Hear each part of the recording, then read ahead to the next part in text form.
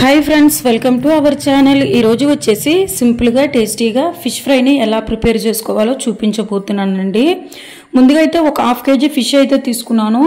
ఈ ఫిష్ ని అయితే బాగా నీట్ గా క్లీన్ చేసి తీసుకున్నాను। క్లీన్ చేసి తీసుకున్న ఫిష్ లకి ఒక 1 table spoon salt 1 table spoon lemon చారు వేసి నీసు వాసన పోయేంత వరకు కూడా వాష్ చేసి తీసుకున్నాను।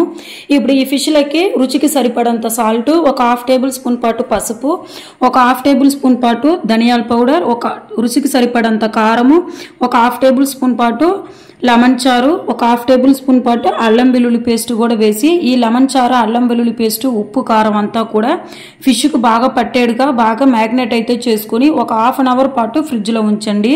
మీకు అల్లం వెల్లుల్లి పేస్ట్ అనేది ఆప్షనల్ మాత్రమేనండి। అల్లం వెల్లుల్లి పేస్ట్ అనేది వద్దనుకుంటే స్కిప్ చేసి ఇవ్వొచ్చండి।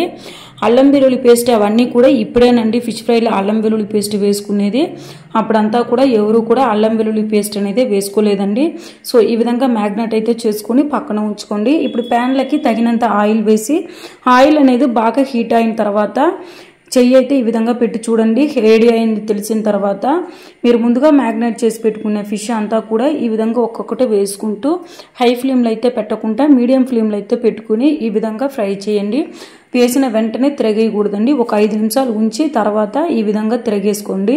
ముందు వెనకాల ఈ విధంగా 5 మినిట్స్ వన్ టైం అయితే ఈ విధంగా చేపలు అనేది బాగా ఇరగకుండా మీడియం ఫ్లేమ్ లో అయితే పెట్టుకొని అప్పుడప్పుడు ముందు వెనకాల తిరగేసుకుంటూ బాగా లైట్ గోల్డెన్ బ్రౌనిష్ కలర్ వచ్చేంత వరకు కూడా ఈ విధంగా ఫ్రై చేయండి। అప్పుడే ఫిష్ కు ఉప్పు కారము ఆ లెమన్ చారు పులుసు అంతా కూడా బాగా పట్టి ఫ్రై అనేది తినేటప్పుడు చాలా అంటే చాలా టేస్టీగా ఉంటుందండి। సో ఈ విధంగా అప్పుడప్పుడు ముందు వెనకాల తిప్పుకుంటూ చూసారు కదండి ఫిష్ అనేది ఈ విధంగా బాగా లైట్ గోల్డెన్ బ్రౌనిష్ కలర్ వచ్చేంత వరకు కూడా మాటిపోకుండా ఈ విధంగా మీడియం ఫ్లేమ్ లో అయితే పెట్టుకొని ఫ్రై అయితే చేసుకోండి।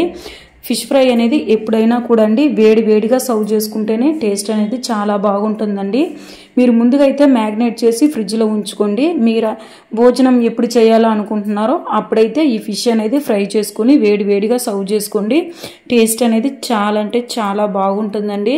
పిల్లలు కూడా చాలా అంటే చాలా ఇష్టంగా తింటారు। పిల్లల నుంచి పెద్దవాళ్ళు కూడా చాలా ఇష్టంగా తింటారండి। సో తప్పకుండా ఈ విధంగా ట్రై చేసి చూడండి। ఎప్పుడైనా కూడా అండి ఇదే విధంగానే ప్రిపేర్ చేసుకుంటారండి। సో ఈ విధంగా బాగా ఫ్రై అవనిచ్చి కొంచెం లెమన్ చారు అయితే పిండుకొని ఆనియన్ పెట్టుకొని సర్వ్ చేసుకోండి। చాలా అంటే చాలా టేస్టీగా ఉంటుందండి। సో తప్పకుండా ఈ విధంగా ట్రై చేసి చూడండి। ట్రై చేసి ఎలా వచ్చిందో కామెంట్ సెక్షన్లో కామెంట్ కూడా చేసేయండి। మరి నా వీడియో కనుక ఫస్ట్ టైం చూసినట్లయితే తప్పకుండా లైక్ చేయండి, షేర్ చేయండి, సబ్స్క్రైబ్ చేయడం మర్చిపోవద్దండి। తప్పకుండా సబ్స్క్రైబ్ కూడా చేసేయండి। Bye bye.